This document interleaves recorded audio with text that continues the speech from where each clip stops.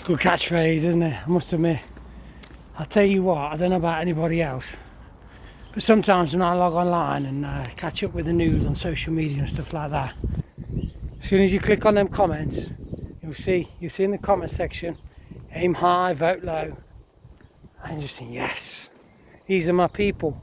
And this is the thing though, you look at the like section and there's people from all walks of life, old, young, men, women, and you just think to yourself, we've got this, we can take this back. But I think to get there, I think they need a little helping hand. And I think my honest opinion is, as much as I'd love to group the Conservatives with these, as somebody's going to have to go because they've tarnished their name, they've ruined it. But unfortunately, there's still a few people that are just going to forever vote Conservative because it's all they've known. And you're going to get that. Like, I've always said this, and people were turning around and, when I looked at the result in Gorton and Denton, when you had like thousands of people turn out and vote for Labour, honestly, I was quite shocked. But then at the same time, I got that realisation that I think in some areas, Jimmy Savile could turn up with a red rosette and people would still vote for him because of the rosette that he wears, which is a bit sad, but that's the state of democracy that we're in at the minute. That's what we need to change. But yeah, back to my point. I truly believe that parties like Advance and UKIP need to shut down now, need to think about the future, think about what's going wrong. And it's hard to say it because take the latter, for example, UKIP. Honestly, and I've said this to many people, I think that Nick Tenconi is one of the bravest politicians and one of the bravest men we've got in politics. I watch his interviews. His interviews are very inspiring.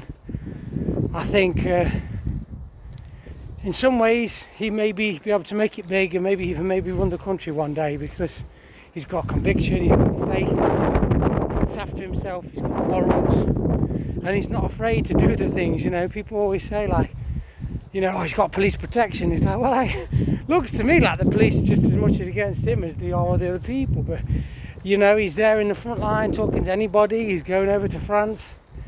He goes there and he does it,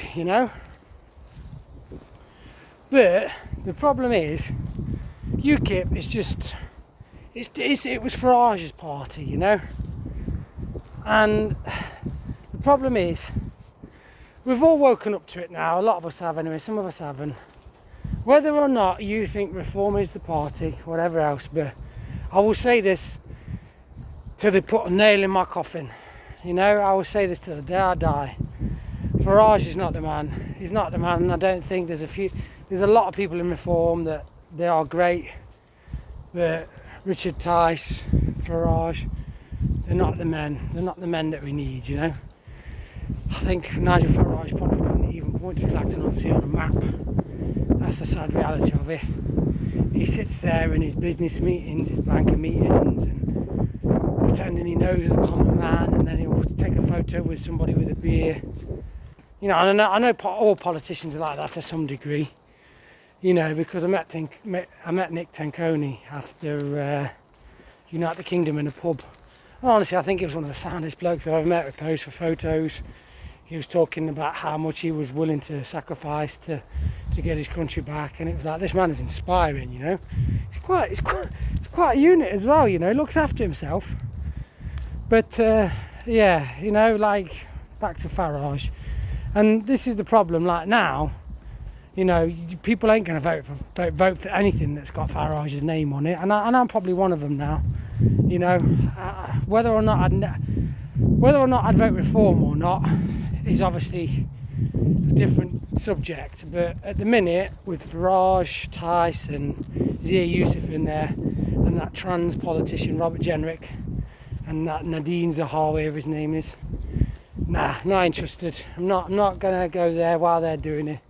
Kick them all out, get a load more people in, then let's talk. But they're all fraudsters, and that Richard Tice spends more time in Dubai than he does in England, and he wants to bang on about how he cares about the place. He'll turn up for a few photo ops, and that's about it. He's well spoken, don't get me wrong, I'm not saying he's a bad person, but I just don't think they're in the right place. But yeah, so it's not got enough traction, and I think maybe Nick Tenconi just needs to join Restore, you know. Maybe they'll put him forward as an MP to go into somewhere or not, I don't know, but I think he's got to have trust in that. He's got to have enough trust and conviction in himself that he'll be the man to pick. You know, like I'm that passionate about saving my country. I think to myself, I'd love to stand, but I just don't think I can publicly speak well enough. I haven't got the knowledge, I haven't got the networks. As much as I would literally put my life on the line for this country and our children and our grandchildren, and I've served my country with pride, I just don't think at the minute I've got the know-how to do it. So I wouldn't, you know, so he's a better man than me for being able to stand, but I think he's got to have conviction in himself.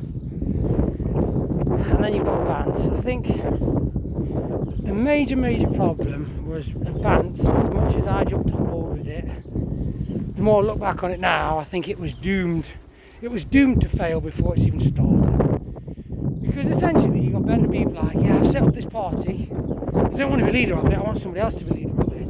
And you just think to yourself, that's like turning around and saying, I've set up this business on the high street, but I don't want to own it.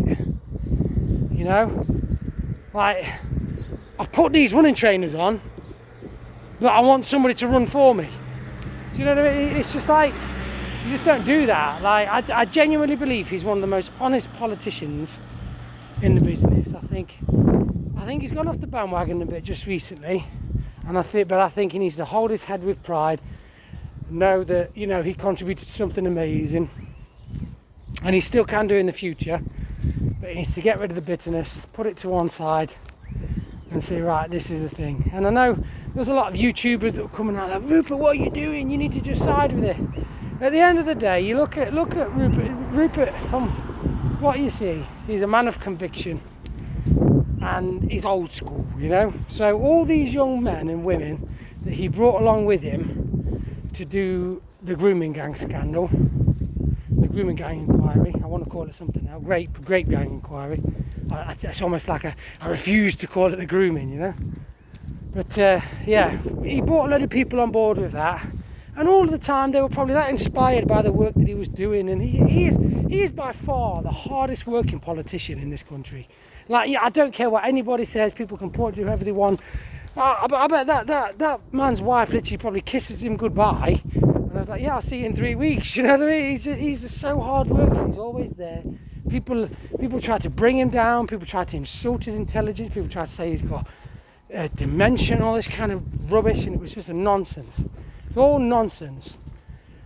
But yeah, you know, he's got his people around him. So people turn around and say a merger, but then some good people at Restore would be out of a job because, you know, while you're so small, you can't have too many people, and this is why we've got to stay in the first place. The state is too big, so the people at the top, the people in admin, the people everywhere, they need to keep it short, sweet, and minimal. You know, and there's some promising young people in Restore.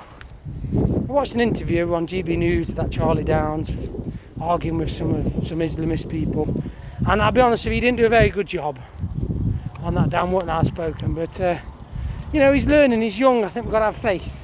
He'll probably look back on that, see all the comments of the people saying, yeah, he did rubbish.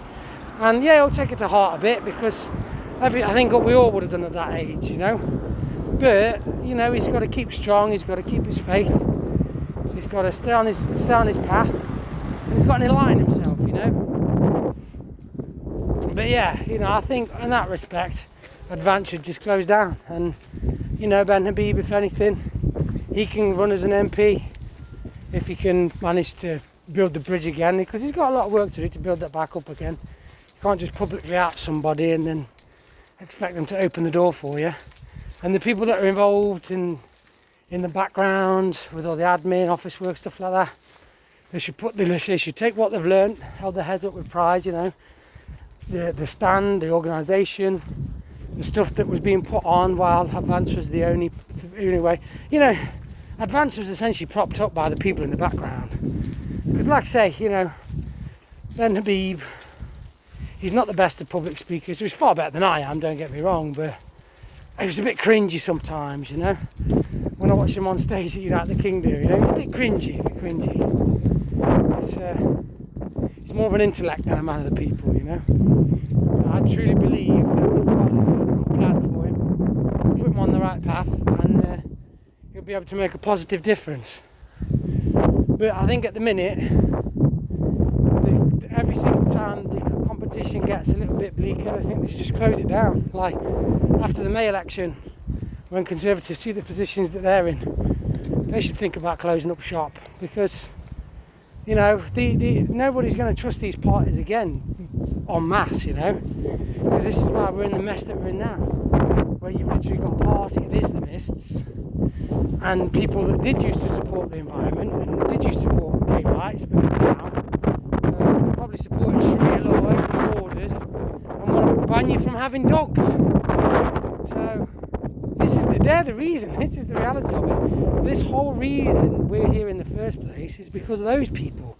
Conservative, Labour, Liberal Democrats, year after year after year after year after year, they just promised us the world and then just shat on all of us. But yeah, aim high, vote low. UKIP and Advance need to go. Sorry.